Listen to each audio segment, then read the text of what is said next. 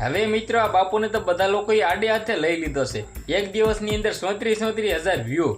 જી આ મિત્રો વાત કીધો બાપુને ભાઈ જેલમાં નાખી રહ્યા છે લોકો વ્યૂઝ મેળવવા માટે। ખાસ કરીને મિત્રો વાત કીધો આ વિડીયો એમના માટે છે। તમને બધા લોકોને ખબર છે કે બાપુએ ખુલ્લા મિત્રો વાત કીધો સેલેજ આપી હતી જટા કાપવાની। ત્યારબાદ મિત્રો વાત કીધો બાપુએ જટા ન કાપી હતી। ત્યારબાદ મિત્રો વાત કીધો ઘણા બધા લોકો તેને ટ્રોલ કરી રહ્યા છે। જી આ મિત્રો વાત કીધો ઘણા બધા લોકો તો એવી કોમેન્ટો કરી રહ્યા છે ને કે આ બાપુને ભાઈ જેલમાં નાખી દો। શું કામ બાપુને ભાઈ જેલમાં નાખી દો? બાપુએ શું મિત્રો વાત કીધો કાંઈ પણ ગુનો કર્યો છે? બાપુએ ખાલી ભાજપને સપોર્ટ કર્યો છે ને।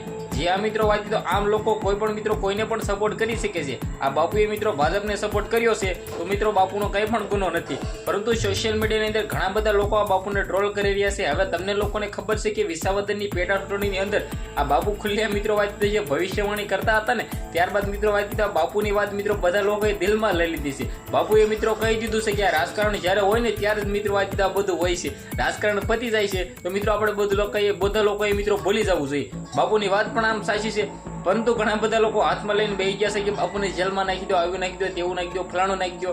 પરંતુ મિત્રો વાત કીધો બાપુ વિશે આપણે જાજુ કેવું નથી। તમને લોકોને ખબર છે કે વિસાવદરની પેટા ચૂંટણી ભાઈ ખૂબ જ ચર્ચામાં છે। ચર્ચામાં રહેવાનું ખાસ કારણ તો ગોપાલભાઈ એટલે જે પોતે મિત્રો વાત કીધો વિસાવદરની અંદર જે બાજી મારી છે ને આજે ભાઈ આમ આદમી પાર્ટીના નેતા બની ગયા છે ને તે પોતે મિત્રો વાત કીધો દિલ્હીની અંદર જે આ મિત્રો વાત કીધો પડકારો ફેંકી રહ્યા છે અને ભાઈ ફેંકવા પણ જોઈએ। કારણ કે ગુજરાતની અંદર જે મિત્રો આમ આદમી પાર્ટીના નેતા તરફથી મિત્રો જે ટિકિટ તરફથી જે મિત્રો વિજય મેળવ્યો છે ને એનો તો ભાઈ અલગથી જ ખુશી હોય છે।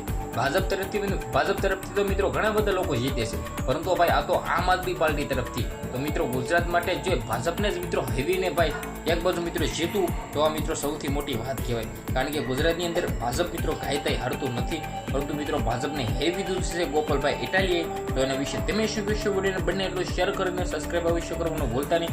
આજના વિડીયોમાં આટલે જ મળીએ આપણે એક નવો વિડીયો।